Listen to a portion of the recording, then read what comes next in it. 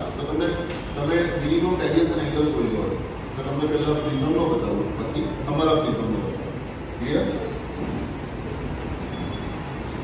દેખાય છે ક્લિયર? પહેલા ટેબલ પર આને મૂકી દેવાનું, સીધું માર્કિંગ કરી દેવાનું. આટલું લાંબુ ડિસ્ટન્સ ની જરૂર નથી. બરાબર લેફ્ટમાં પછી વચ્ચે કોને લઈ આવો? પ્રિઝમને. સ્પોટ સીટ થઈ ગયો. હું આને ક્લોકવાઇઝ રોટેટ કરું. જો દૂર જઈએ એન્ટી ક્લોકવાઇઝ રોટેટ કરું. તો હવે જો એક જગ્યાએ ટર્ન મારે છે. સમજ પડે ને? દરેક ટર્ન મારે એટલે માર્કિંગ કરો. અહીંયા માર્કિંગ કરો. અહીંયાથી આપણે વચ્ચેનો એંગલ મારો. This is your minimum deviation angle. લઘુત્તમ વિચલન કોણ. ક્લિયર? હવે આ જ વસ્તુ આપણને આમાં બી જોવા મળે. સ્કેલને વચ્ચે લઈ આવો.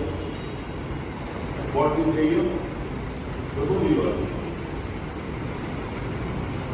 ક્લિયર? આ જ વસ્તુ કરી શકાય ને?